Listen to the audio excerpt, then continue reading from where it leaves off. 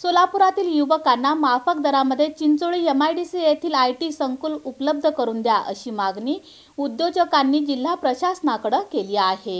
सोलापुरात सुमारे 78 लघु आणि मध्यम आकाराच्या नोंदणीकृत IT कंपन्या कार्यरत असून त्या सगळ्यांना एकत्रित एकाच छताखाली देशाविदेशात सेवा पुरवठा करण्यासाठी चिंचोळी MIDCतील सुमारे 23 वर्षांपूर्वी संपूर्ण बांधकाम करून अद्ययावत असं IT संकुल उपलब्ध आहे, ज्याची कल्पना बहुतेक उद्योजकांना नाही। सदर इमारत IT कंपन्यांच्या वापरण्यासाठी सोलापुरातील अनेक उद्योजकांनी मागणी केली। केंद्र, राज्य आणि स्थानिक प्रशासनाकडे प्रस्ताव सादर केले। लालफितशाही आणि उद्योजकांना न परवडेल असे भाडे, मूलभूत सुविधांचा अभाव तथा राजकीय अनास्थेमुळे ही इमारत गेल्या 23 वर्षापासून धूळ खात दयनीय आणि जीर्णावस्थेत पडून आहे।